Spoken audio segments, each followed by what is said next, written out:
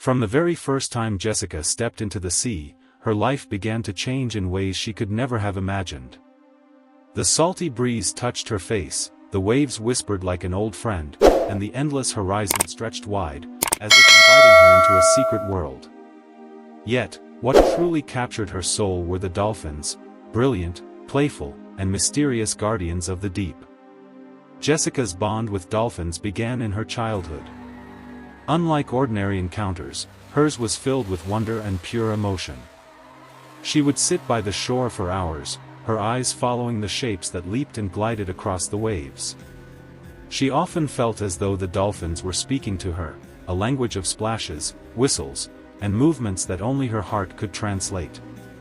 Sometimes, when the world around her felt too heavy, Jessica would run to the sea. And there, the dolphins would appear, as if waiting for her. She believed they understood her unspoken feelings, her laughter, her worries, her quiet dreams. As the years passed, Jessica's fascination only deepened. She studied their behavior, read books about marine life, and even learned to mimic their signals underwater. To her surprise, the dolphins began to respond. Whenever she entered the water, they would come closer, circling around her, diving and leaping, almost as though they were welcoming an old friend home. Some days, they played with her, tossing seaweed as if it were a toy. Other times, they swam beside her in silence, as if offering comfort without words. What made this bond extraordinary was not just their presence, but the way Jessica truly felt them. She didn't see them as animals, she saw them as companions of the soul. She believed dolphins carried emotions just as humans did: joy, sadness, curiosity, even love. And in her heart, she knew they felt hers too. Over the years, Jessica discovered something else: the dolphins were teaching her. They taught her patience, as she waited quietly on the shore for their arrival. They taught her courage, as she swam deeper into the sea than ever before, trusting that they would guide her. And most of all, they taught her belonging, that the ocean was not just a place to visit, but a world she was already a part of. Whenever Jessica dove beneath the surface, the dolphins would surround her, guiding her through coral reefs and hidden caves. She saw colors and creatures that few humans ever witnessed. And every time she returned to the surface, she carried with her not just memories, but wisdom whispered by the sea. One summer, a fierce storm struck the coastline. The winds roared, the waves rose higher than ever, and the once peaceful ocean turned wild and dangerous. Jessica was afraid, not just for herself, but for her dolphin friends. The next morning, she rushed to the shore, her heart pounding.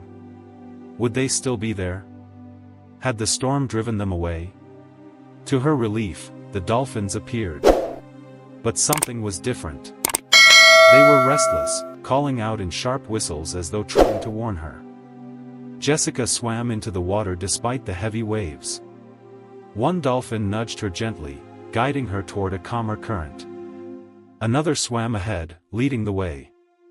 It was as if they knew the safe paths hidden beneath the stormy surface. That day, Jessica realized something powerful: just as she had trusted them, they trusted her too. Their friendship was not one-sided. It was a bond of equals, of loyalty and care. Years passed, and Jessica became known in her town as the Girl of the Dolphins. People would ask her, "How do you do it? How do they listen to you?" She would only smile and say, "I don't make them listen. I just listen to them." Her connection was never about control or training. It was about trust, respect, and a language beyond words. Whenever she floated on the waves, the dolphins swam beside her, guardians of her soul. Whenever she dived deep, they showed her the mysteries of the ocean. Jessica often said, "When I'm with dolphins, I don't feel like a visitor in their world. I feel like I belong to it." And in truth, she did.